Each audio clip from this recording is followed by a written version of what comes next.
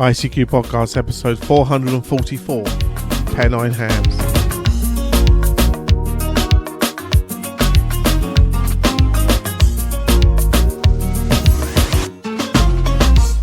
Well, hello fellow amateur radio enthusiasts, and welcome to this our 444th episode of the ICQ Amateur Radio Podcast, supported this episode by our monthly and subscription donors. In this episode, we join Martin, M0MNG, Caryn, KD2, Golf Uniform Tango, Edmund, Mike 0, Mike November Golf, and Ed, DD5 Lima Papa, to discuss the latest amateur ham radio news.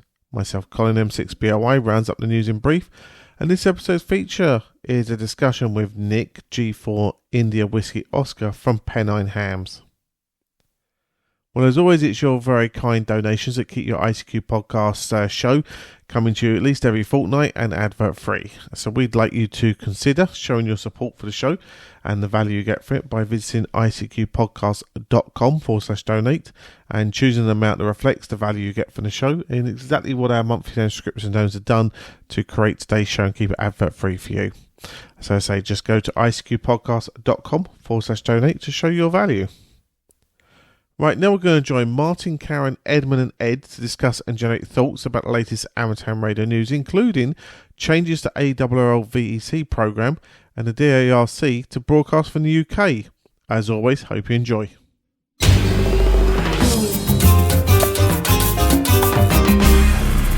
The ICQ Amateur Ham Radio Podcast, serving the amateur ham radio community fortnightly since 2008. Well, hi guys, and welcome to episode 444 of the ICQ podcast and tonight's news roundtable for that episode. Tonight, I'm joined by Caryn Eve Murray, KD2GUT over in the States. Hi, Caryn. Hello, Martin. Good to be here tonight. Good to have you here tonight. Back in my side of the pond, Mr. Edmund Spicer's with me. Hi, Edmund. Hello, Martin. Hello, everybody. Good to have you, mate. No problems at all. And over there in Germany, we have Mr. Ed Durrant DD5LP. Hi, Ed. Yeah, hi, Martin. Hi, everybody. And as I say, we've fair bits going on at the moment, but we're coming up to Christmas. You guys in the States, or Caryn, Dan, Frank, and Bill, all got Thanksgiving coming up. So there's a lot going on in our world at the moment, I suggest, guys. But, as I say, all fun. Right, let's have a look at our first news story. Ed, you put this one in, and I quite like this. I mean, it's A, it boosts up the UK, but B, the transmitter power means that we should be able to hear this all over Europe. Radio D.A.R.C to broadcast out of England from January 2025. Good one. Ed, do you want to go first on this one? Yeah, will do. I mean, there's a sad side of this story and a positive outcome, I guess. Radio D.A.R.C is a program from the Deutsches Amateur Radio Club, which is the national society in Germany for radio amateurs. It's been running now for 10 years almost, and one of the aims they had to start with was they wanted to transmit on the shortwave bands so that members and non-members could build little shortwave receivers and each Sunday listen to the broadcast over shortwave or shortwave AM broadcast. They started with a smaller transmitter in Germany, which is actually one that's run by a radio amateur, and then they moved up to using the services of the Austrian Broadcasting Corporation, or ORS, as the company who runs it is called. They have a absolutely fantastic facility just outside of Vienna. They had multiple high-power transmitters, of which I know there was 2 300 kilowatts, which were capable of more than 300 actually, and I believe 3 100 kilowatt transmitters, enormous antennas that turn round on railway lines, a real classic high-powered, speak-to-the-world shortwave broadcast station. And at one point, I'm pretty sure it was the most powerful one in the world, with the antenna gain, etc.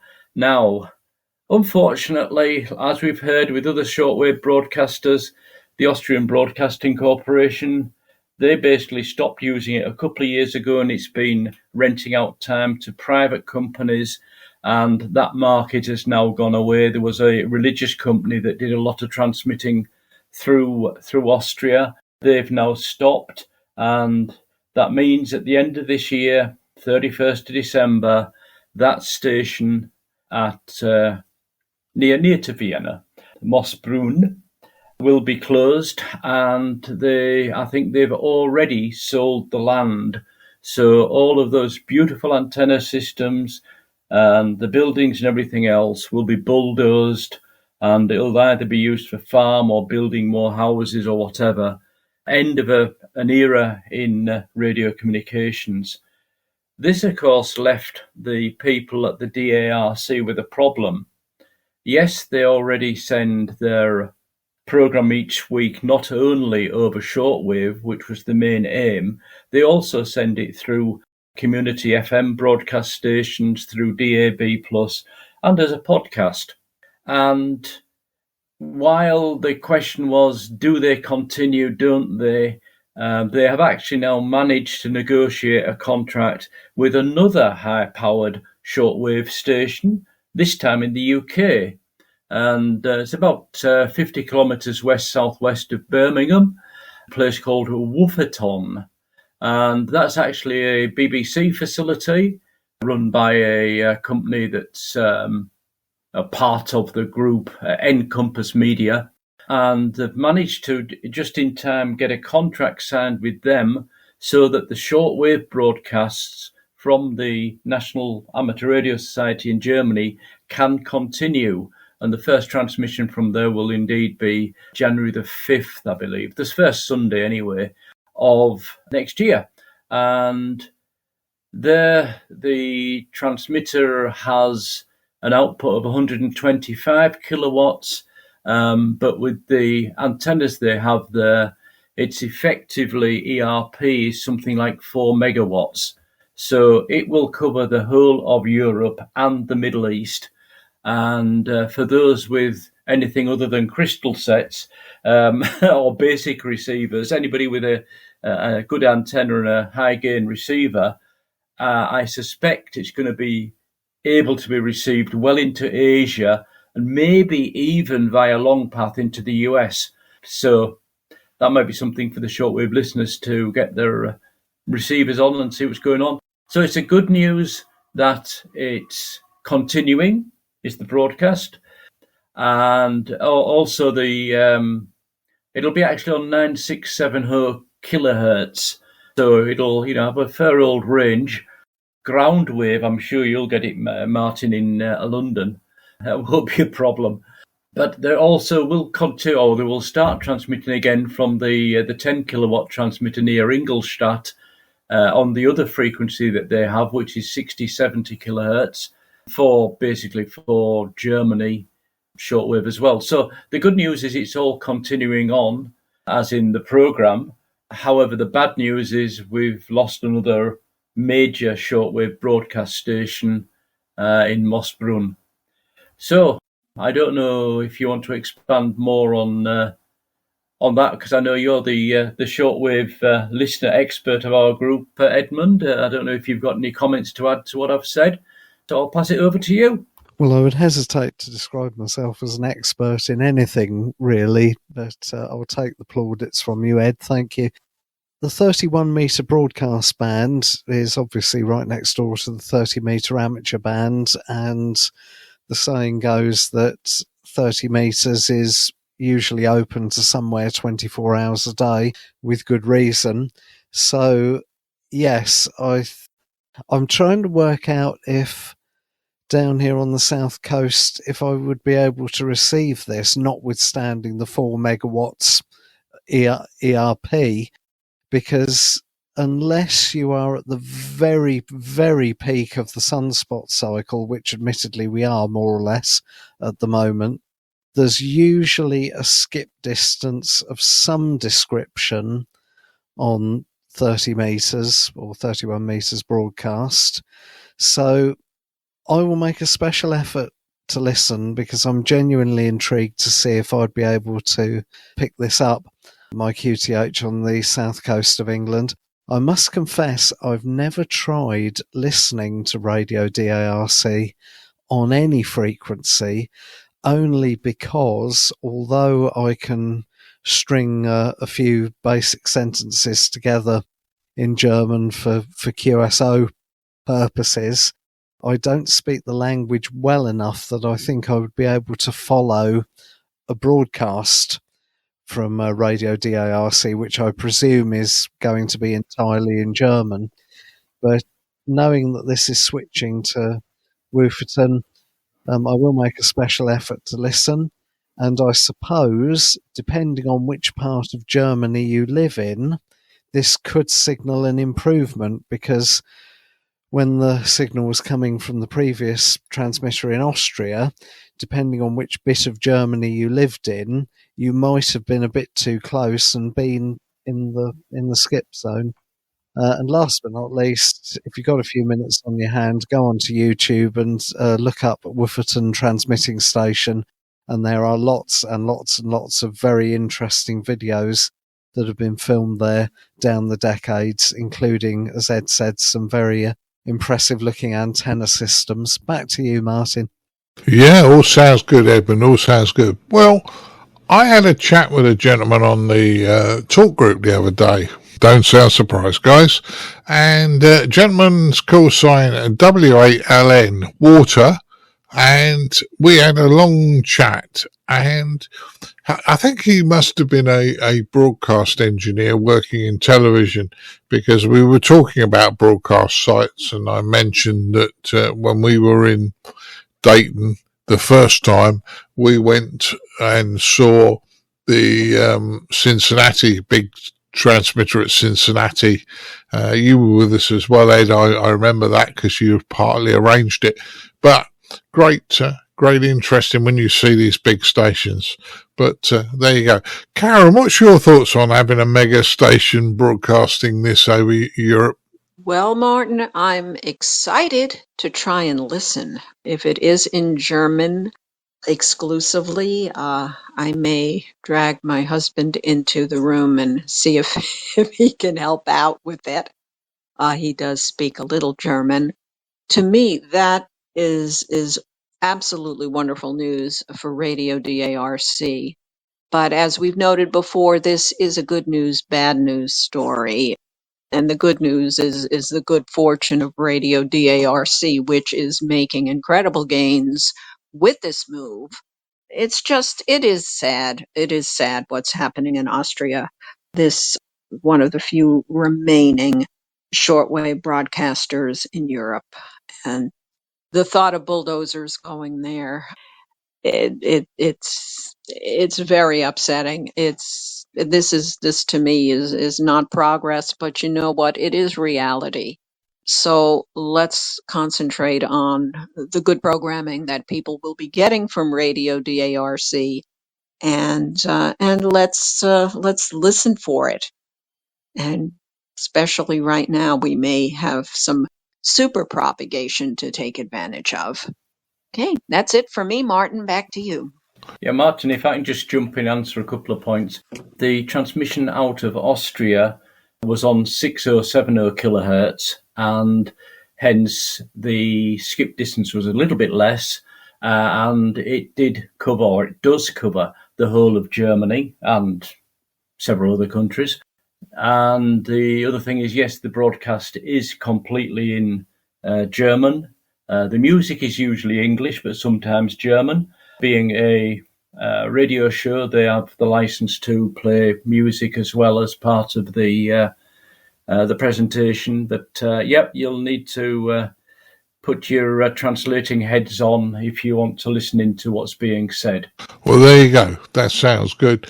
And Caryn, one of the points Caryn made, it's a shame when these big transmitting stations are just being bulldozed and flattened. I mean, it'd be nice to keep it as a museum and show people around just like they do in Cincinnati. But I suppose how many of these can you have worldwide? But there aren't that many, I wouldn't have thought. So keeping a few of the big stations just even powered down, but just as a museum or an attraction for people to go and have a look round. It's a shame we can't do that. I'll tell you what, though, Martin, I can't remember the last time I heard the Austrian state broadcaster on any of the shortwave bands. So I was aware of the existence of this transmitter near Vienna, but if you had said to me, is it still there or was it knocked down 10 years ago, I would probably have just assumed it was knocked down 10 years ago. So yes, it is a shame. One way of looking at it is a shame that what is happening to it is happening, but the other way of looking at it is that it's done really well to make it as far as 2024. And like I say, if until I read this news story, I'd just assumed that it had disappeared off the face of the earth many, many years ago. So maybe it's a case of being sorry that it's going, but also being happy and pleased that it's managed to stick around for as long as it did. Yeah, one point on that, I think it was 2014 that the Austrian Broadcasting Corporation stopped regular shortwave broadcasting, and at that point, they changed it into a rental service, so other broadcasters could rent the facility, supply the programs, and they would transmit them. Back 4 years ago or 3 years ago, at the start of the Ukraine-Russia crisis, they then started to use it again, the Austrian Broadcasting Corporation, to put news into the Ukraine and Russia. But they've stopped doing that again now. Yeah. And that is a loss, because once you remove the facility, you don't have the capability of doing it in the future. Correct. But it was interesting to hear what you guys are going to say on it, and let's hope they sometimes listen to us about why can't we keep them just for posterity. Right, move to our next news story. Changes are underway in the ARRL VEC program. Caryn, yeah, you're in the States. What do you think about what they're trying to do for the exams in the States? Okay, well, first, I want to say up front, I don't know if I would have a different perspective if I were a VE. I've thought about becoming a volunteer examiner, but at present I'm not. I've I've only been on the receiving end taking the exams. I've never overseen them myself. That said, I think people don't like change, and I think there obviously will always be some pushback from changes like this, going to online and going to digital. But as it's been pointed out, during COVID, licensing and exams went forward largely as a result of having the ability to go online, and people adapted well. That's not a gain that you want to lose now that people are back to having the exam sessions in person. I think that may have pushed the limits of what was acceptable, and people found, well, gee, this works. I don't think it's all bad at all. I don't think it's necessarily bad. If you think about it, unrelated to this is the newspaper business, where I made my living for many, many decades. And a lot of newspapers have stopped doing paper. So the paper in newspaper is gone, but they still have digital and electronic versions. So this really follows that model. I don't think they're doing this to save trees necessarily, but I think it's certainly more efficient. God, I hope people don't now start burning out their printers in their in their clubhouse, printing out the forms. Maybe it should just all completely be online if that's possible. But people should make the adjustment. Ham radio is a hobby that embraces technology. I mean, our radios and everything else that we use with our radios is technology. So I say, why not? Why not? I see this as a move forward. And that's it, Martin. That's all I've got to say. Yeah, it's an interesting one, Karen, because when I came into the hobby in the UK, and I can only talk about the UK really, although I have done the US exam, when I came into the hobby, you could only take the UK exam twice a year, and it's probably the same for Ed as well. You had two, you took it at Christmas or around about May time, and they were the only times the exam was run. Then when we went to the 3-tier licensing system, you could pretty much do exams based after a training course, and a club could run them and put proper exam centres in and do it all that way. And then when electronically we went online, now as of December, the UK is going to be fully online for their exams. So I find it difficult. So I'm talking to a young lady who's a student, and she's asking me about the exam, and I have to say, I'm terribly sorry. I haven't done a radio amateur computer exam. A radio amateur exam online. Did a few computer ones years ago, but chances are things have moved on since then. What's your thoughts on the exams, though, Edmund, going fully online and that? Well, if you're going to do it fully online, just make sure you have a robust and working internet connection, I guess. Beyond that, I don't really have any strong feelings one way or the other. If I was coming to sit an exam now and was given the option of doing the paper version or doing the online version, I would probably do the online version. But beyond that, Martin, I don't really have any strong feelings, or I can't really think of anything particularly profound to say on this one. Yeah, I know what you mean. I mean, to me, when you were doing paper questions, you read, say, down the line. If you got to number 3 and you didn't understand what it was, you could leave that one and carry on and do the others. And then come back to number 3 at the end when you got more time to think about it. The other thing is, when you did it paper, sometimes they ask, say, question 7 would jog your memory what question 3 was on about. So because you could go backwards and forwards within the paper, I think that probably made paper exams easier to do. I don't know, and I haven't done one, whether you can actually go back on a computer-based exam. What do you think, Ed? Well, I haven't done the amateur radio exam online. As you say, it was paper back in my day.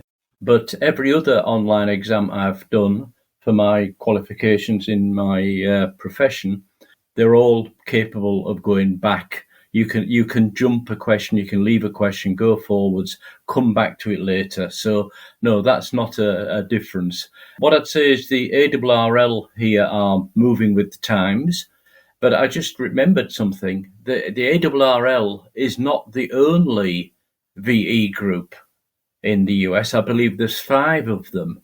Now, the other ones might still be using paper. In this case, the ARRL have actually basically just said, I guess, we don't want to pay the postage costs and have the delays of sending out paper exams that we print out from the computer system and send out to the clubs. The clubs, if they want a paper exam, they can print them out themselves on their own printers, and they've got them there immediately, and away you go. But we also have the option that you can do it all online completely. You can do it online from a club room in a group. You can have individuals doing the online as well with supervision, visual supervision, etc. So the ARRL is basically saying you've still got all the options, including paper, only with paper, you're going to have to print it out yourself. And I don't see that as being particularly negative. As I say, the ARRL is only one of, I think it's 5 VE groups. I'm guessing they're the biggest one, but the other groups might do it differently. So it is a direction that everything's going, and I can see the reason for it, but I don't feel that they've closed the door to everything. I know in the UK, when I read the article in the Radcom, they will still produce paper exams in very special cases for people who can't use computers because of disabilities, etc. but it's the exception rather than the rule. So, that would be an exception. I'm sure that the ARRL would do the same. Back to you, Martin. Well, let's hope so. And in many ways, we have to fall into line whichever way they want to do the exams. I mean, when you and I did our exam, Ed, we went straight to full.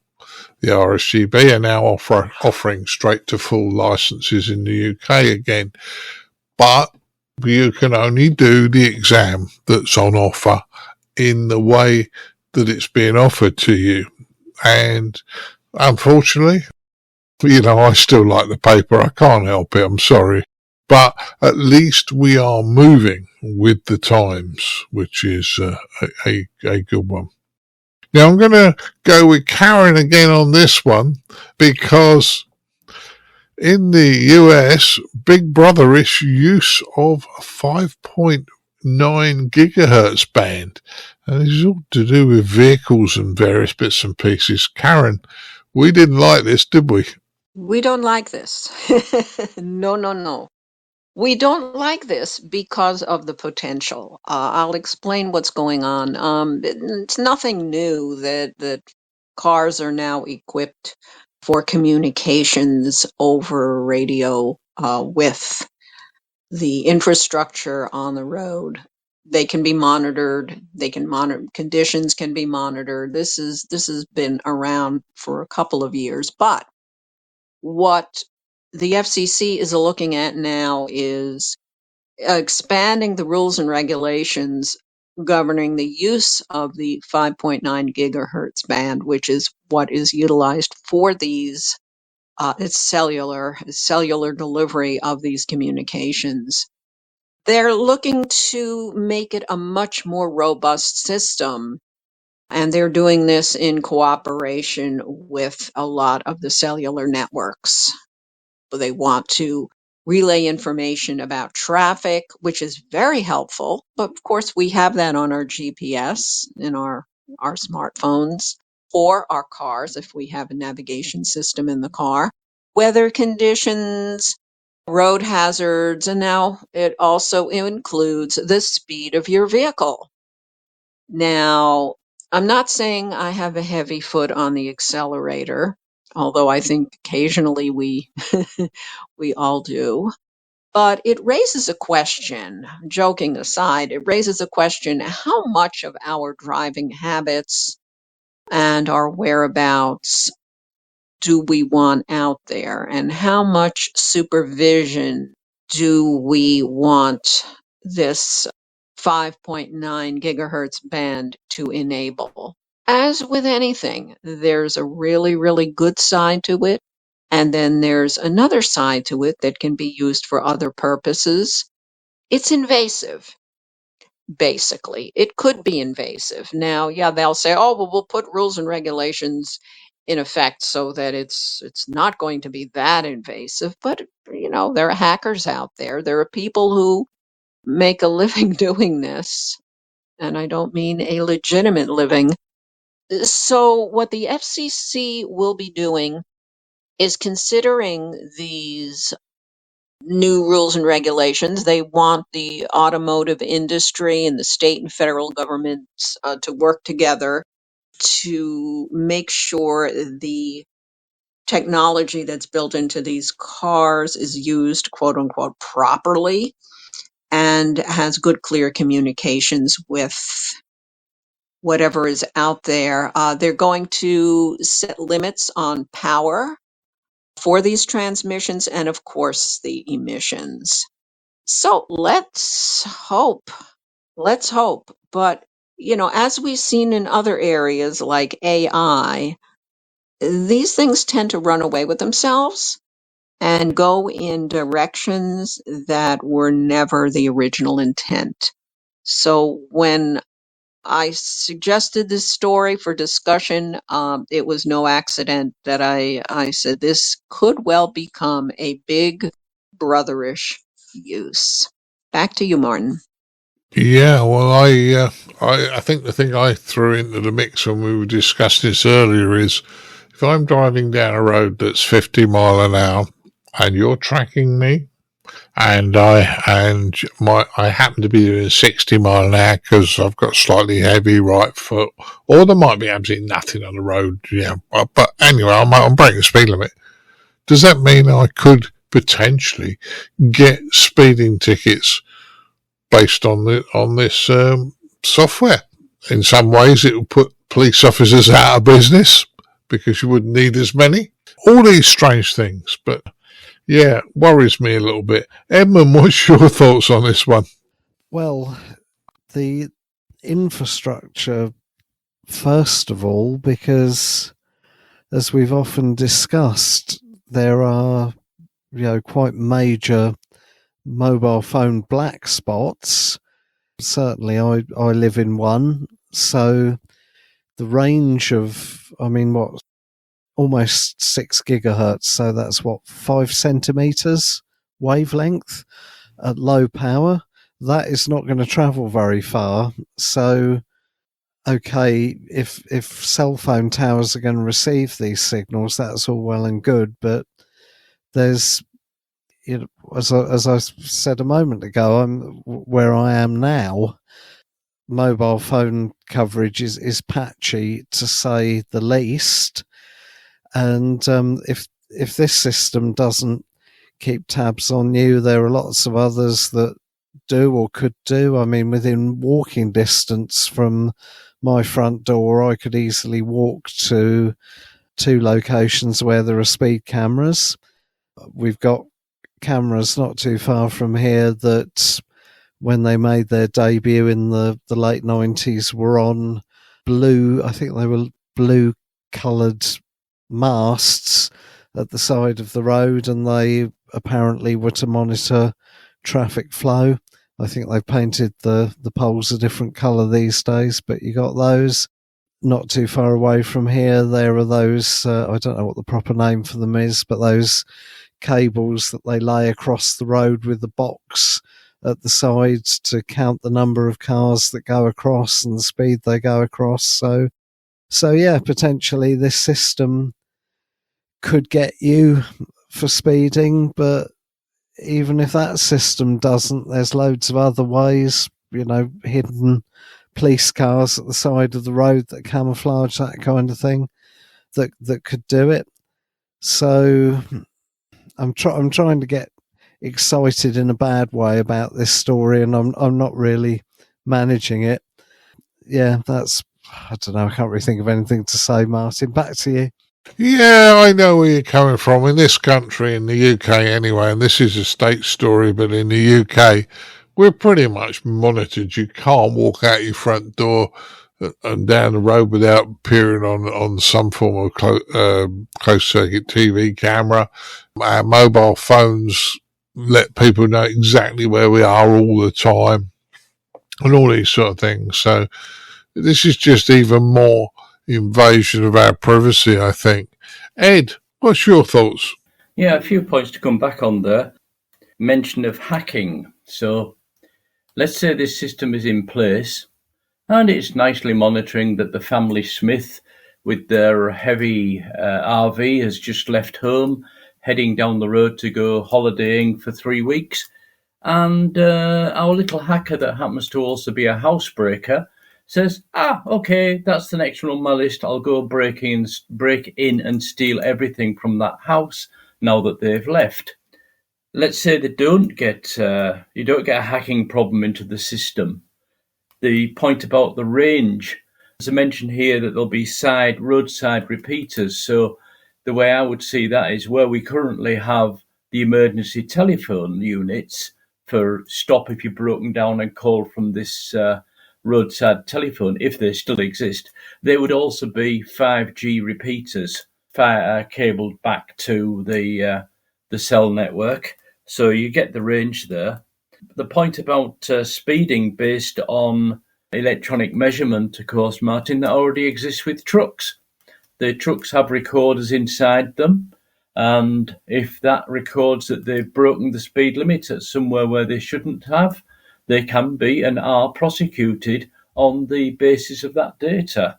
So I'll echo a little bit what Edmund said as well. there are a lot of these kinds of kind of monitoring already in place through static cameras, through parked police cars, etc., etc. However, using this system, it would be a lot cheaper to operate. It would be more than self-financing. It would make money for the government, who would send out the automatic fines for speeding, for turning right on a red light or whatever. So, as always, they can make a monetary gain out of this advancement in technology. They will certainly do it. But the fact is, we've seen in recent years how often systems get hacked by criminals. That's probably the more worrying side of any amount of data about a civilization or about a country's people or whatever you want to call it, that if the criminal element get access to that, there's an awful lot of advantage they can take out of it as well. So, big data needs to be big secure data, and I don't believe we're at that point yet. Back to Martin. No, I agree with you. I don't think we're at that point. I think we have too many things. I mean, you're either your Google device that connects to the internet and plays your music, a smart speaker, or your Alexa on Amazon. They're listening all the time. Your phone is listening to you all the time. I tell the story of a friend of mine that was driving to Devon with his wife and children, and for giggles they talked about pink elephants and trampolines, and by the time they got to Devon, every advert they had on their phone was either for a trampoline or a pink elephant or something of the equivalent of. We are being monitored all the time, and it does worry me to say even more monitoring. How much more monitoring do they need to do on us and our vehicles? I have a crazy thought. I do have a crazy thought. Maybe this is off the wall, but I put it out there. Can you imagine people offering and turning it into a business, maybe upholstering or outfitting parts of your car with Faraday cloth to contain the transmissions? I don't suppose that would be an option. I mean, it would be illegal, of course. Caryn, we're radio amateurs. We have a much simpler solution. We build our own 5.9 gigahertz transmitter and turn it on and block everything. There you go. Okay. Fight back. Yeah, you do it short range, so it just blocks access to and from your car or your home or whatever. It doesn't interfere with anybody else. Otherwise, then it's an offence. But ICQ podcast. I can do it. Going rogue. Yes. Good solution. Yeah, well, let's say it's an interesting one. Our privacy is gone in many instances, but we don't want to lose any more. Please don't let us lose any more. Anyway, moving to our last news story. Encouraging youngsters on the air. December is YOTA month again. Edmund, do you want to go first on this one? Well, it's come round quickly, hasn't it? It doesn't seem that long ago since it was youngsters on the air YOTA month last time. So, yes, here in the UK, the call sign to listen out for is Golf Bravo 2 for Yankee Oscar Tango Alpha. And if you have a look on the QRZ.com page, there is a rota for which clubs or individuals, mainly clubs, are using it for each day in December. And there are a few gaps in that rota. So if you are in a position to take part, to supervise some youngsters, or to use the call sign in the way for which it was intended, then there are also contact details for how to get in touch. And I'm sure that the great and the good behind GB24 Youngsters on the Air would be very pleased for some of those gaps in the rota to be filled up, Martin. I've listened and worked some of them in the past, So I would encourage everybody to do that same thing. And don't forget that some of the youngsters will be very young. Some of them may have never sat in front of a microphone before even. So make allowances when you work them on the air, and be patient, and don't use lots of abbreviations and talk at 100 miles an hour and confuse them and all that kind of stuff.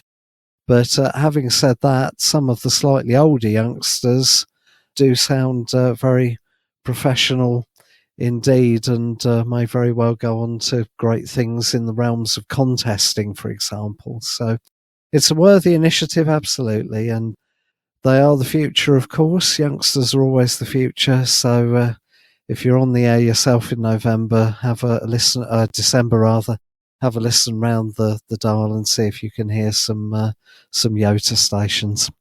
Yeah, work as many as you can. Ed, what's your thoughts on this one? Yeah, as always, we want to get as much activity as possible. I've just been looking to see if there's more than one GB station on for this month for YOTA. There isn't, as far as I can find. However, if you go to Youngsters on the Air on the web and look out, there's a sub-level there of YOTA month 2024. They've done quite a nice little thing. They've given you a filter that works with the DX Summit cluster. So if you click on that, you will automatically listen for just the YOTA stations. So they've listed all of the YOTA stations around the world. Okay, this is mainly Region 1 with some Region 2, but it is officially world, so there will be somebody from Australia, I guess. I don't know, let's see. No, I don't have a VK in the list, so maybe not Australia. But, it really is an international event. Give them a call, make them feel appreciated, and yeah, you'll probably come across some of the people there that are really enthusiastic and really on the ball. So good work done by the people organising this, and hopefully I think this is like the 15th year of this or something. Could be wrong, they're a couple of years out, but it's been going a while. Let's hope it keeps going and gets stronger year on year. Back to you, Martin. Yeah, let's hope it does, mate. And Caryn, when I was, I'm sure it was Neil Rapp who passed his amateur radio exam when he was 5, so he would have been a youngster on the air very early in his career. But I'm sure it's happening. I'm sure it's happening over in the States, yeah? Oh, goodness, yes. And Neil, at the time that Neil Rapp, WB9VPG, passed his exam, he was the youngest radio amateur in the country. Quite an accomplishment. And both his parents were hams. So he had good role models, certainly. This is the best. This is the best. When I hear about YOTA Month, I wish I had finished the job I started when I was 12. I wish I had gotten my ticket. I wish I had got my ticket at 12. I would have got my novice at that time. I never did. Nobody encouraged me. But had there been a YOTA, had there been an influential teacher in my high school, or at that point in my middle school, had there been a Neil Rapp, it would have turned out differently. So I think for the states, and I believe there are four YOTA operations here in the states. It's just fabulous. The kids, when they're not doing YOTA, they're doing Youth DX. It's just very, very big here to have young people. And this is a celebration. This is their month. I love working them. In terms of the range of their capabilities, Edmund, as you pointed out, some of them are very tentative, very hesitant. It's like, oh my gosh, someone's coming back to me. Oh my gosh, what do I say? And this is a time for them to get their footing as hams or as would-be hams. gaining confidence and feeling confident at the mic. But on the other hand, I have in the past worked some Yoda ops who I'm a CW op. Let's talk about CW. I've got to hold down the got to hold the banner for both me and Dan this week, and some of them are very good CW ops as well. So I can't wait for Yoda month and hearing not just the kids here, but the ones overseas who are going to feel such an absolute sense of happiness touching the world with their signal. And propagation is fantastic now. So we can all look forward to supporting Yoda month and getting these young ops in our logs. Back to you, Martin.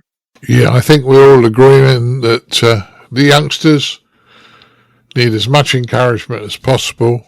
Work them, enjoy the hobby, enjoy chatting to somebody with a different perspective on life, and help them as much as possible. If they need help, sometimes they won't. Sometimes they might be a better operator than us, so let's be fair about it. But good to see it's happening again this year.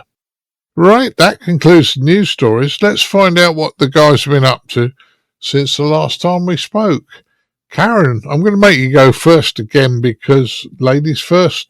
Okay, my less than exciting stretch of time here. Some POTA, not as much POTA as I would like. However, my activations have been fabulous and fun because anybody who's on HF knows the place to be is 10 meters. 10 meters is king right now. So I have had the best time going out into the parks with my 10-meter antenna and coming back to the QTH, uploading my log and mapping it and looking at how far to the east and how far to the west and how far to the north and south I've reached, and it's been a wonderful and memorable experience. That's been outstanding. The only other thing I do want to say, and this is what I am looking forward to, not something I've done. I look forward to some special event stations, working some of them, and most especially, we'll be starting up 12 Days of Christmas. That will be going forward. I will be one of the ops again, one of the many, many ops. And what a great time that is to be celebrating the holiday season and being part of a team. We're really blessed to have good ops who become wonderful friends and bond over this. So special event stations, I think, serve two purposes. And one, of course, is the obvious, a special event to make as many contacts as you can and carry a message of holiday cheer, but also to reinforce the brotherhood and sisterhood among ops who are part of this effort. And that always ends the year on a really up note for me. And that's it from this end, Martin. I'll send it back to you. Yeah, great. And I thought you'd be involved with the 12 Days of Christmas. I really ought to do more HF and maybe I could be involved in some of these things. But it sounds good, Caryn. Does sound good. Edmund, what have you been up to since the last time we had you on the podcast? Very little, actually, on the amateur radio front.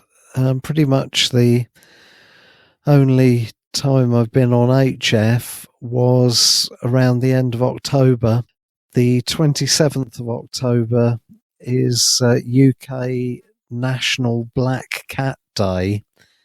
I think other countries have possibly adopted it, but it was one of those things that started in the UK thanks to the Cats Protection League. So I got the call sign GB4CAT again and went on the air for a few days around about that date. Now, the weekend immediately before then was the CQ Worldwide SSB contest. So I tuned around 40 metres and promptly gave up. there was not a slot on the band to squeeze an SSB signal in. So I thought, okay, this is a moment for the walk bands, definitely.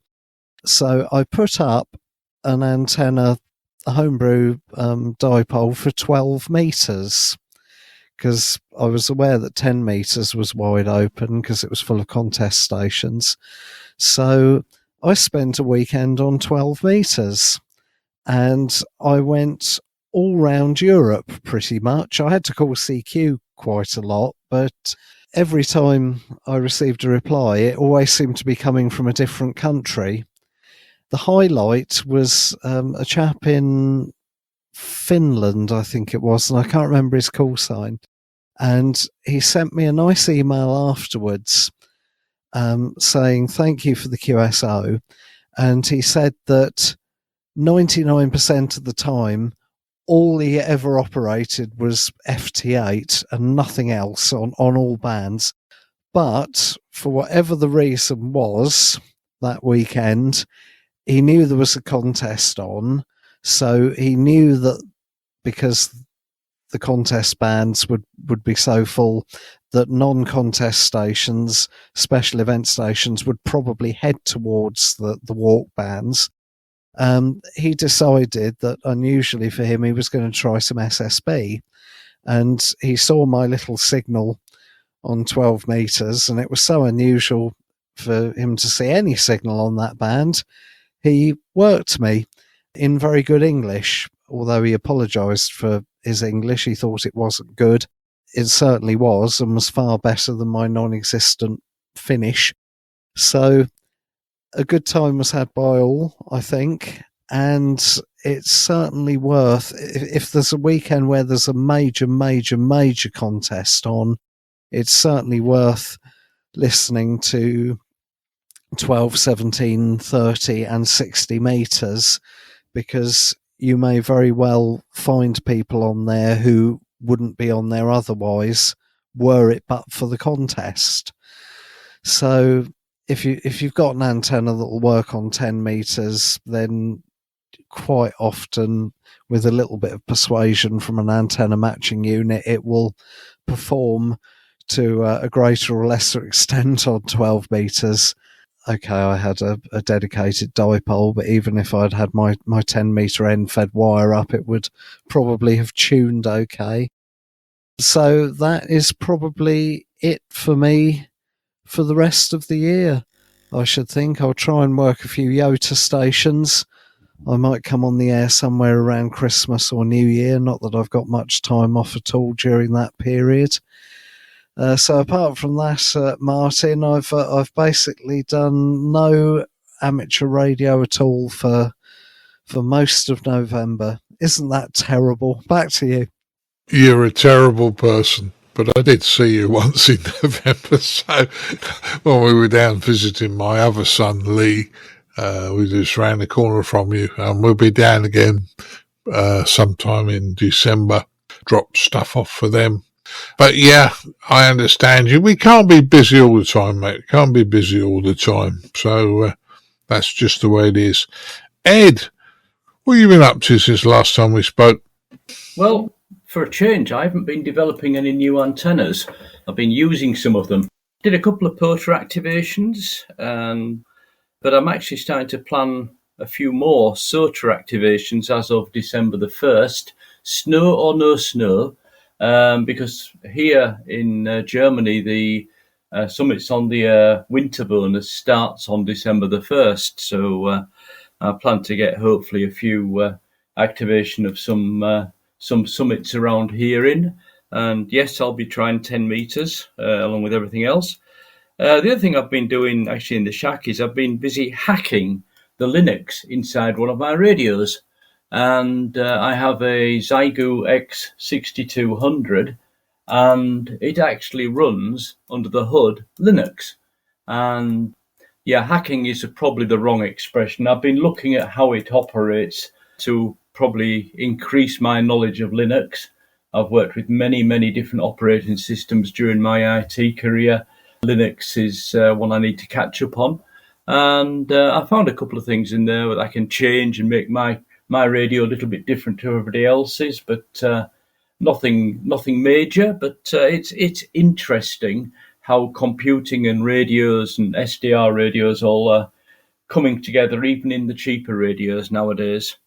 The other thing Edmund reminded me of a little bit about is I've also been working on investigating the infrastructure for the International Dog Day next August. We've mentioned this before, so I won't go on about it, but it's a special event station in many countries around the world. Details are at dogdayradio, all one word, .com. So yeah, I've been keeping busy. Apart from that, I have worked a few stations on 10 metres from home. It seems afternoon hour time, most days in the last 2 weeks, it's been open to the US, even to California at times. Back to you, Martin. Yeah, well, it sounds like you've all been busy, which is good fun. When I started off, I was, and I do this every time, I think, what have I been doing? And I sit down with my list and I start to write it, and I have about 2 or 3 things on. And then as the evening goes on, I remember more and more. So hopefully it won't, there's not too many on my list. Did do a talk for Pennine Ham last week. I did my practical fault finding talk. I think that was well received. That was Wednesday last week. Thursday last week, Sutton and Cheam had a very, very good talk by Bob Burns, G4IWO. It was quite a technical talk, and I wonder if 50% of the people in the room fully understood it, but it was still very, very interesting. I managed to assist Martin Rothwell yesterday, and we went up on the roof of the hospital and managed to get GB3XP back on the air, and we fitted a bandpass filter, and another way of shutting it down and bringing it back up again.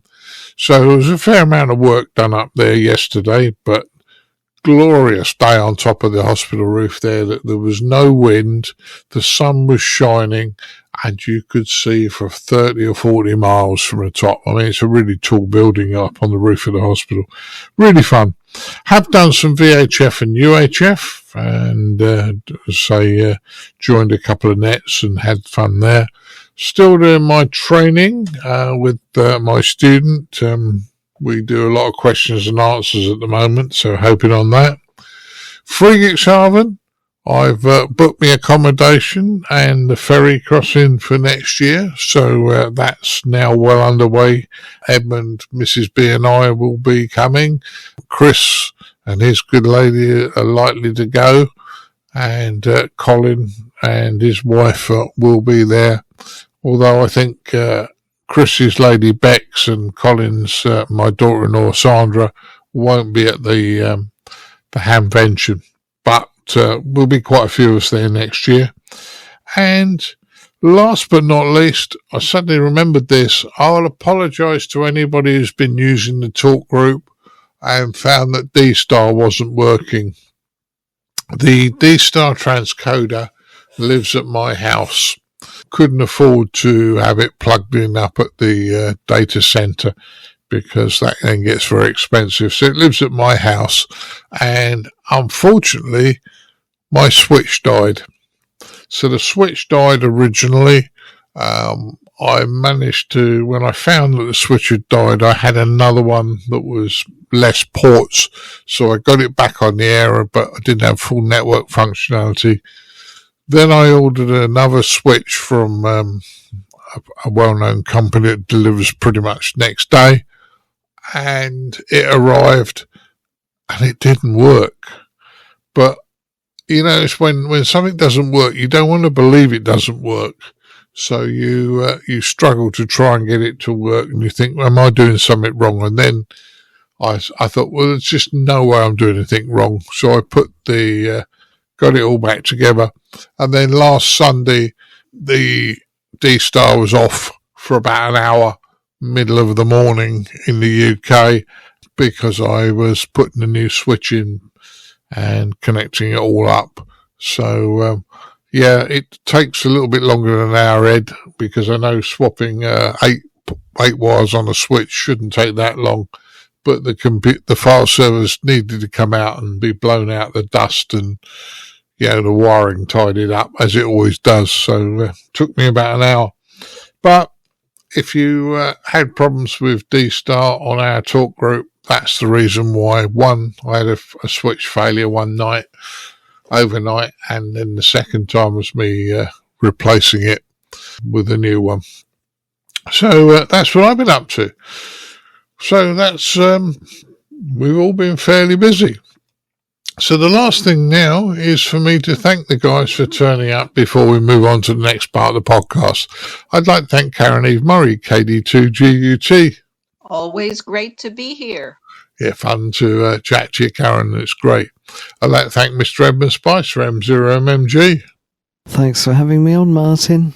No problems, Edmund. Good one. And also Mr. Ed Durrant DD5LP. Good to have you, mate. Yeah, glad to be here as always, and thanks for the invite. Yeah, and unfortunately, Dan couldn't be with us tonight. Dan Romacek, KB6NU. He had a lot of family turn up on him because it is holiday time in the States, and the family all turned up on him. So hopefully he's having a good time. Right, I'll say 73, guys, and we'll move on to the next part of the podcast. 73. 73. 73. Keep your amateur ham radio podcast advert free by donating less than a length of coax. Visit www.icqpodcast.com/donate now.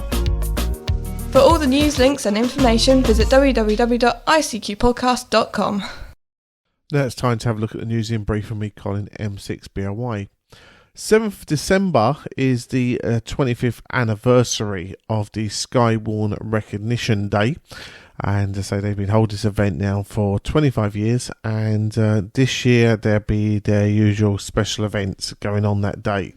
So throughout the whole day from 0000 hours UTC to 23:59 UTC on the day of the 7th of December, amateur radio stations are encouraged to exchange QSO information with as many amateur radio SKYWARN spotters and National Weather Service stations as possible on 80, 40, 20, 15, 10, 6, 2 metre and 70 centimetre bands.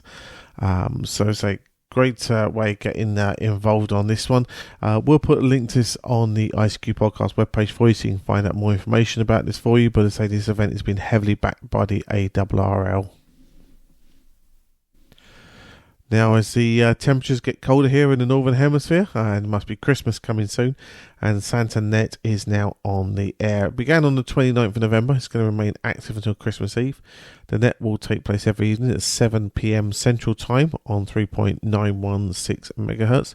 Operators are invited to participate, may check in up to half an hour before the 7 p.m. start time, and they'll also be live streaming via YouTube and Web SDR. So again, opportunity for you to work the SantaNet this year on 3.916 MHz. And we finish up with news for contesters here. The RSGB has announced changes to their HF contests, and this will affect areas in the FT4 series, the 1.8 MHz contests, the Commonwealth contest, and field day registration. So information you need to gen yourself up on to make sure you're ready for this. And again, as always, we'll pop a link to this on the ICQ podcast webpage for you.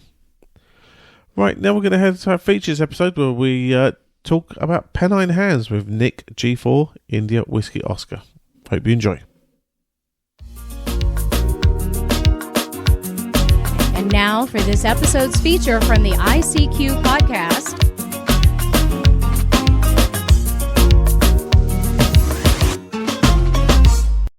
Well, hi guys, and for this feature, I've managed to track down Nick Bradley, G4IWO, and some of you will have known Nick for the Denby Dale Club and the work you did through lockdown by actually giving amateur radio, or a number of amateurs, something to watch during lockdown. So hi Nick, how are you doing? Yeah, hi Martin. Very well, thank you. We're just recovering from the storms of the weekend up here, just a couple of miles down the road, some very bad floods. Luckily, because we're quite high up where we live here on the side of a hill, we were unaffected by it, but hasn't been very pleasant the last few days up here. I can imagine so. I mean, I live in South London and yeah, the wind has certainly made an impression. Looking at the posts on social media, trees have come down and all those sort of things. But I think the storm's gone through, so that's a good one, Nick. Yeah, much better now. Temperature's gone up and there's no rain. And that's to say there's no rain living up here in the Pennines is a good thing because we get too much of it. Right. So, Nick, before we talk about what you're up to at the moment, give us a clue of how you got into amateur radio, why you got into it, and what's your main interest within amateur radio? Yeah, like a lot of people, Martin, I got into it as a very young child, really. I think I was about 11 or 12 years old, and my dad bought me one of the very, very early transistor radios. And this was an amazing thing to have. And of course, I did what I did with everything at the age of 11 or 12. I took it to bits, and fiddling with it, I managed to change the frequency of the coil with a ferrite on it that was on medium wave. And I could hear these guys chatting on the radio. And I called my dad in and said, I'm listening to these guys talking. And I said to him, what is this? And he immediately said to me, that's amateur radio. Would you be interested in it? And I said, I would. So we drove up to my granddad's house in North London, and he disappeared up in the loft and came down with a massive pile of valves, radios that probably didn't work, great lumps of aluminium, loads and loads of components, and we took them all home. And he helped me build a valve regenerative radio for shortwave, which I thoroughly enjoyed helping him build it and using it, and absolutely loved it. And it turned out my dad had never been a radio ham. He was working for ICT, International Computers, in Stevenage, north of London, and that was what he enjoyed doing, working on the builds of the early computers in this country. But he'd been very interested in radio as a boy, and I absolutely loved it. We went up to Lisle Street in Soho. We bought a Marconi CR100 that weighed about 10 tons, and that was lovely. Put a BFO into it so I could listen to CW and growing number of people using single sideband on the radio. So to cut a long story short, the two of us decided we would sit the radio amateur exam together. So I was 13 at the time. My dad was obviously 25 years or so older than me, and we both passed. We learnt Morse code together, and although my dad struggled with it, I picked it up very, very quickly, being only 13 years old. But we discovered then that I couldn't get my radio license. I was too young. I think the limit at that stage was you had to be 14 or older, and I was a year short of that. So my dad said, look, you've passed everything. You've got your Morse test. You've passed the RAE. He said, you can use my call sign under my supervision, or whatever the language was in the license in the 1960s. And so I did, and thoroughly enjoyed it. And I've got, in fact, the QSL card from my first ever contact, which was February 1966, long time ago, and loved amateur radio. But I was into other stuff as well. I got into scouting and climbing mountains and hills and things. So my interest in radio subsided for a bit, and I kind of dropped out of interest really until I was in my mid-20s. And it was obviously bugging me in the back of my head somewhere that I loved radio and I wanted to look at this amateur radio stuff again. And I bought myself a copy of the RSGB Radio Communication Handbook of that era. There was a nice little circuit diagram in there for building a transistor direct conversion receiver for 20 meters. And so I built it and decided after that I needed to get back into the hobby. We couldn't find my original City and Guilds pass certificate, and the college where I'd sat it no longer existed. So I said to my dad, I'm just going to sit the RAE again. That's the easiest thing to do. So I took it again in the mid-70s and got back into the hobby, got my own call sign. And so I've been mucking around with radio, Martin, for 50 years or so. And like I think lots of people who have had this as a lifetime hobby, there are periods of your life when you spend a lot of time on it, and there are periods of your life where it takes a bit of a back burner because of stuff that's going on at work or home, and other things take over your life. But whatever's happened to me in the last 50 odd years, I always seem to have come back to amateur radio, and that's where I am now. Yeah. Well, you mentioned we're of a similar age, I would guess, based on some of the things you mentioned. But I remember the 60s and 70s were a great time for electronic experiments because there were lots of surplus electronic stores around. And loads and loads of them. I mean, that was fun. I mean, you can imagine as a young boy, just into my early teens, 12, 13, going up into London with my dad into the centre of the town there, into Lisle Street and up the Edgware Road. And, there were shops with all this old military radio stuff that was lying around. As you say, it was a fantastic time for mucking around with this newfangled electronics and, radio in particular. And I had the other advantage, Martin, because we'd moved by then out of London into Stevenage, Newtown. My mum and dad got a house there as the new town was being built, where my dad was working in the ICT factory then, and the Stevenage and District Amateur Radio Society was my first ever radio club, and we used to meet in the British Aerospace canteen there. Probably, from my memory, 30 or so people attended their meetings with lots of talks given by members. It was a great time to be involved with radio, absolutely great. Yeah, I agree with you, because we moved to South London 1967, my parents moved to South London, and them days there were within walking distance. I could walk to South Wimbledon. There were 3 radio or electronics spare parts and surplus stores. There were 4 in Croydon. It was just all over the place, which was it's a shame sometimes. I think people these days, and they buy stuff from the internet, which is fine, but there's nothing like going and having a good rummage and finding something. But then we all moved on. When you moved up north, you moved up and joined the Denby Dale Club just as COVID hit, I believe. I could be wrong. It was just a bit before that, Martin. I moved up here at the very start of 2018.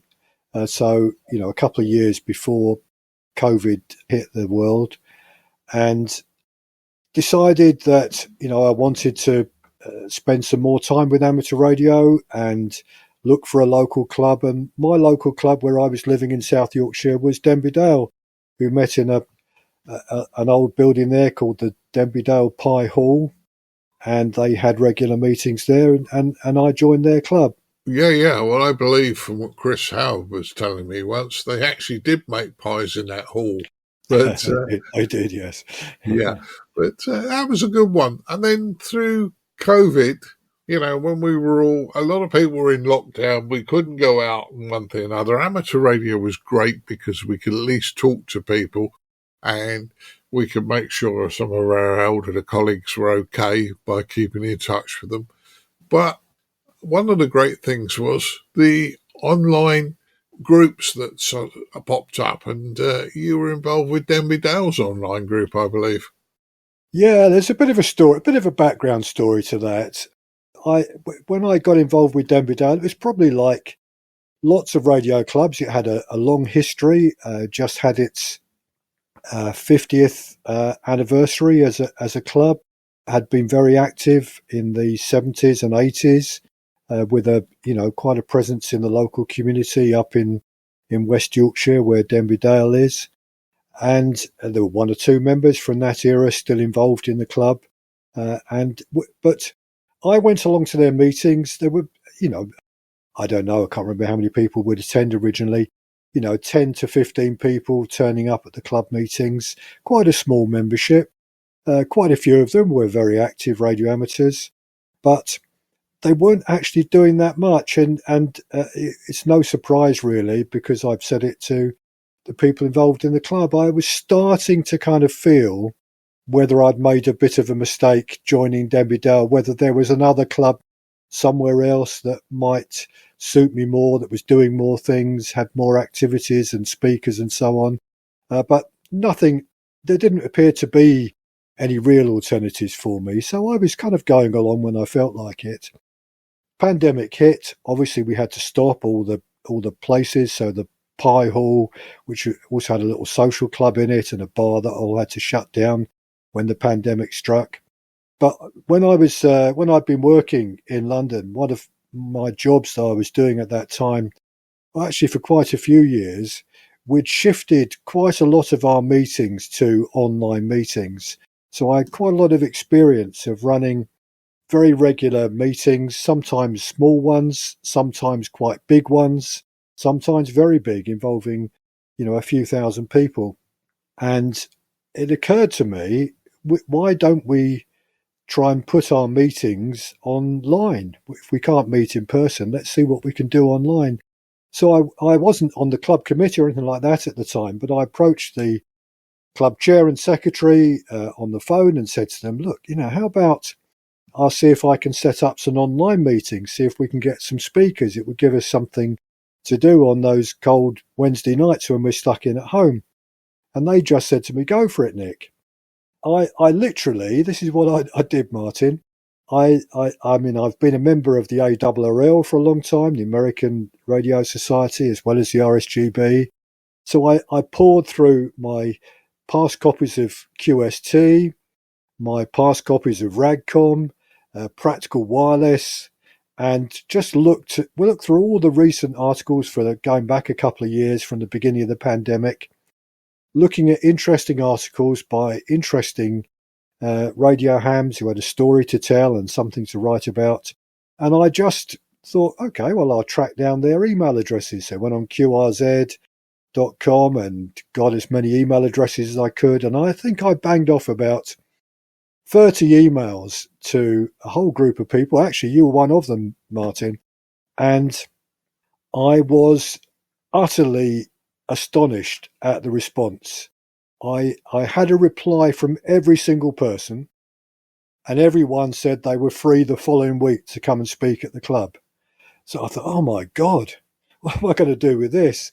So I ended up in agreement with the officers of Denby Dale at the time. I said, look, we've got enough here to have weekly meetings. So I set the first one up and discovered that Zoom was the cheapest of all the alternatives. It was the one that we'd been using at work was far too expensive, designed for the corporate market, but Zoom had been got off the ground and looked like it would do everything we wanted to do, easy to use on all kinds of platforms, tablets and computers and so on. So I picked Zoom to do it on. And I had so many speakers, I was able to organise several months worth of meetings in one go. And they proved an absolutely amazing success. I mean, not just most of the Denby, or not most of them, quite a few never came along, but some of the existing active members in Denby Dale came along to the meetings, obviously. And I tried to advertise them on social media, on Facebook and so on, and get the word out that we were doing this stuff and saying they were open to anyone. And bit by bit, the audience for our meetings grew. And so what started off as, the first meeting of 15, 20 people in a Zoom meeting, within 2 or 3 weeks, we had doubled that. And 2 or 3 weeks after that, on some of the meetings, because we had a license then that had a maximum of 100 people could participate. I remember there was a major row in the club because we organised a talk by one of the locals actually up here in Yorkshire on satellites and moon bounce, which he was interested in both those subjects and working through satellites. And the meeting was due to start 7:30. 7:20, the room was full, and we had a waiting room online of dozens and dozens of people, including some very active members in Denverdale who couldn't get into the meeting. And so that was a great success, but goodness me, did I get it in the neck from some of the established members of our club who were really, really fed up that they couldn't get into the club that they were members of because it had been taken over by all these others. And it just showed me what a fantastic opportunity was here for amateur radio and getting in a local club speakers from all over the world as well, you know, not just people who lived a few miles down the road, but people from everywhere, you know, some of the leading radio amateurs doing all kinds of things, you know, from the US, from other parts of Europe, other parts of England and the European countries as well. So that's how we started off, Martin, and just kind of carried it on really as we lived through COVID. It was great fun.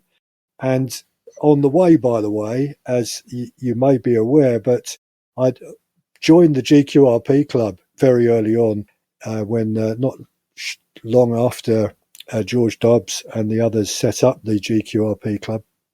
And I'd been talking to Steve, G4IWO, who is the chair of the GQRP club now. And I offered to help run a meeting for them if they wanted one. And he came back to me and said, I've got a better suggestion. They couldn't go ahead with their GQRP club convention, but could I help them put it online? And so with a few other people, they brought together from the GQRP club in the US and England. We had regular meetings to plan an online convention. And in that first year, and that was just a blast. It was incredible. I think we had something like 700 or 800 people who subscribed to that first convention that we ran. And I ran it from the room I'd set up in the garage of my house, in the shack I'd set up. And we decided we were going to run 2 or 3 streams all day long on the Saturday and all day long on the Sunday with different speakers, and then some bigger meetings in between that where the streams didn't take place and bigger meetings. And I literally orchestrated that on Zoom. I think I had 3 computers on the go at the same time and getting them all started, and different people were helping look after the meetings as it was running, but I was sitting in the background making sure it was all going well. And it was a fantastic success. And wow, that again just showed me, you know, there's something in this medium, and I, you know, as you've discovered running your podcast, Martin, in the medium of getting a message out and getting new ideas out to an amateur radio audience through the podcast, there's also something there for us on YouTube, and there's something there for us on online meetings. And so both those experiences showed me that there was a lot in there that we could benefit from in amateur radio, and I think I was right. Yeah, I think you are. And that really sounds like you really got it all under control there. Now, as time has gone on, you've become involved with a brand new club. I think it was set up around about August time. Correct me if I'm wrong. No, that's absolutely right, yeah. Yeah, called Pennine Ham. And I joined a couple of your meetings. I joked with you that the ICQ podcast weren't trying to take over because 2 or 3 of our presenters have spoke with you. But in fairness, it seems to be very, very nice people. Nice people. When I joined, and even on the net, you run a club net as well on a Thursday night, and I was welcomed straight away. Now, I'm not actually a member of Pennine Ham at the moment, but I enjoyed the whole thing. and I'm sure that you've got more members than most clubs have, because when I was waiting to do my presentation for you, you were saying hello to lots of people, and yeah, I was very impressed with the way I've been treated by your club, Nick. Yeah, thank you, Martin. I mean, in fairness, we started that approach, really, myself and those of us that decided to set up Pennine Ham. We started that in Denby Dale. We got agreement in the club, and I'm pleased about that. When we first started running the online meetings, we would not insist you had to be a member to come along. You could attend as many of them as you wanted, and you could take part in them, and that proved to be the right decision, because apart from local people in the Denby Dale, West Yorkshire area who were members, we started to get an audience from other parts of England and other parts of the world. And I'll just give you, a flavour of some of them. Some of the most active members in our club, both in Denby Dale and now in Pennine Ham, were people like Tom and his wife Sue, both radio hams from South Africa, ZS1 AFS. Bob in New Jersey, N4XAT. Mike and Adriana in northern Germany, DL1 BJW, DL8 BDT. Jeff in Belgium, ON8NT, have joined Denby Dale, and after a year or so they all kind of said, we'd like to become members. And we said, you don't have to join us, there's no point in paying money to us. You can just come along to our meetings. No, we like what you're doing, we like the way you've welcomed us in, and you welcome everyone into the meetings, and they became members. Unfortunately, Martin, and I mean, there's good and bad in this, and I'm just going to tell the story straight as it is, really.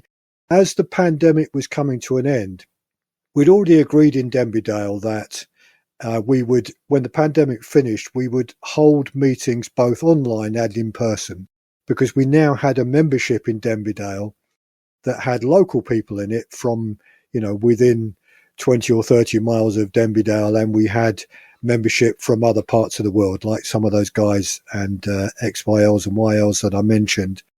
And we would have our meetings as hybrid meetings. Whenever we started again, we'd have hybrid meetings. Unfortunately, we did do that.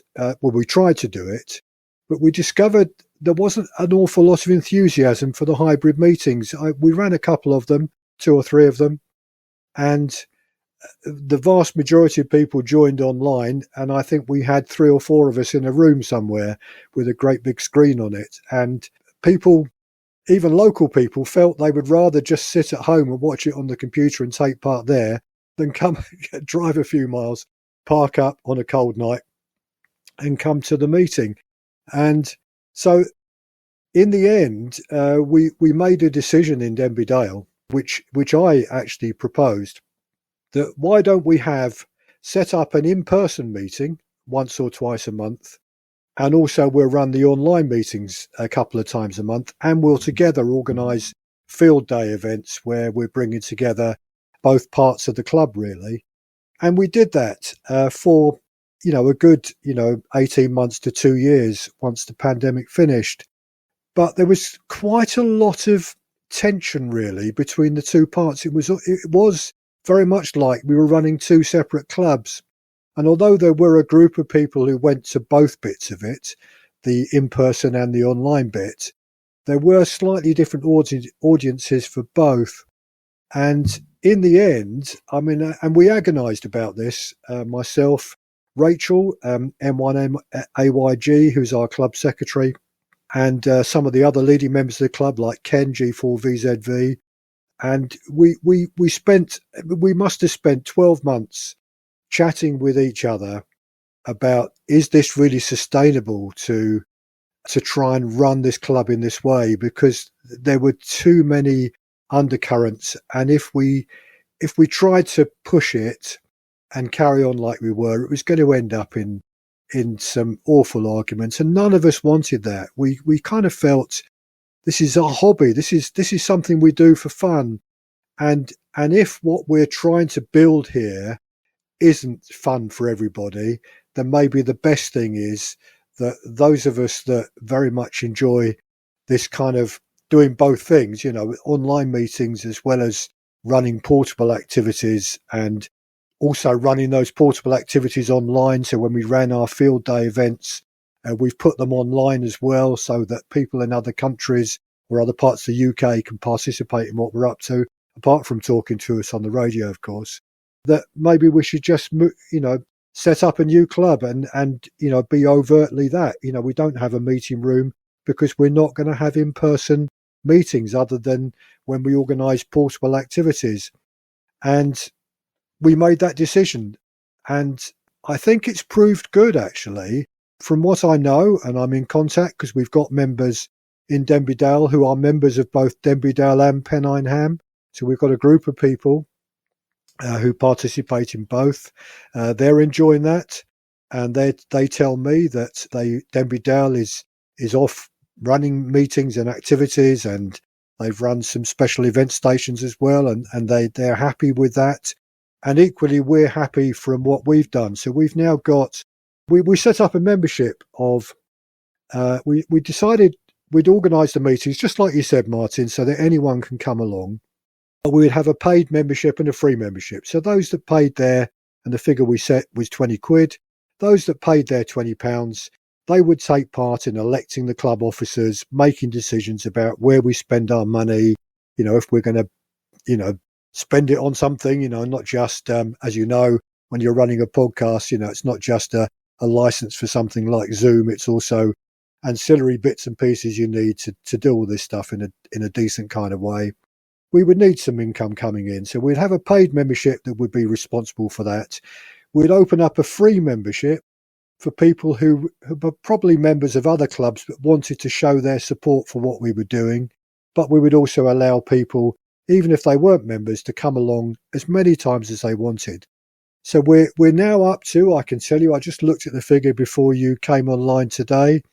We've currently got 68 club members, 46 who've paid to become paid members, and 22 that are free members.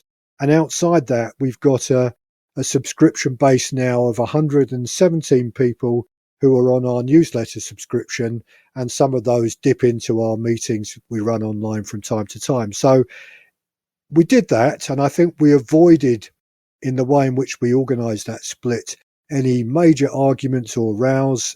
I think we did it in the best possible way, in a way that was the way we were trying to run Denby Dale, and we're now trying to run Pennine Ham, trying to make the hobby, give something back to the hobby for everyone, and have fun, enjoy ourselves, and but build it around an online platform rather than going to a pub room or something like that. So that's what we've done, Martin, and I think it's proving its value. It really is. And our membership and our subscription base and our YouTube subscribers and so on, all those are increasing, all the time, nice and gradually, not in any spectacular way, but we're just, making new friends and recruits as every week goes on, and long may it continue. Yeah, well, long may it continue, as you said, Nick, because, I was certainly made welcome. I've joined a couple of times, and it's been really, really good. Now, Nick, nicely, I know you could just put Pennine Ham into a Google search, but what's your website and other ways people can get in touch with you, Nick? Nice and simple. pennineham.org.uk. That's the club website. The club email address is pennineham2024@gmail.com. And they're the two routes for finding us. If you search Pennine Ham on YouTube, you'll also find our YouTube channel is there. And of course, you can subscribe to our YouTube channel as well. If you go onto our website, you'll find a link there to click on. If you'd just like to get our newsletter and see, what we send out to members, what we send out to friends and supporters of the club, you can get that. And if you see a meeting on there that you think looks of interest to you, then by all means, just turn up. Don't have to tell me in advance. Just turn up, and you'll be welcomed in the same as everyone else is. I mean, what I can say, Martin, about that is that in our online meetings, what we've been trying to do is to cover all the aspects of our hobby. So, we know our hobby, isn't it? It's so big that, it's not just turning on a radio and, using whatever mode you enjoy. But, we've got people who, love contesting. We've got people who hate contesting. We've got people who love building things and people who really have built very little at all. We've got people who love CW, people who hate CW, and so on. And what we've been trying to do in what we're doing in our online meetings is introduce people or have speakers on all those different bits of the hobby. So, FT8, for example, that, is still very controversial, isn't it? There are people that love it and people that hate it. But we've had speakers on FT8. We've had speakers on parks on the air, summits on the air, all those type of bits of our hobby. And that, I think, we can do so well with the, what's available to us on the computer and over the internet in the online forum. But if we can bring that together with, and that's what we're doing quite successfully. So we called ourselves Pennine Ham, Martin, because the kind of core membership that started the club and formed the centre bit of the club live up here in the Pennines. They live in South Yorkshire, West Yorkshire, Lancashire, going across to the northwest coast. That's if I describe our local core membership. But we've got members from all over England, all over Scotland. We've got members in Western Europe. We've got members in the US, as I said before, South Africa. We've got people that just pop up in our meetings in the same way as they pop up on the digital net like you do. We run our digital net, which is open to both DMR and D.A.R.C users on Reflector XLX305D on a Thursday night, 7:30. If you've got a DMR or D.A.R.C radio and you can get onto that reflector, by all means, just turn up and you'll be welcome like everyone else is, and you can have your say and take part. And that's what we're doing, and I hope we can continue this for many years to come. Yes, so do I, Nick. Well, listen, I've taken a lot of your time. I thank you very much for coming along and talking to us.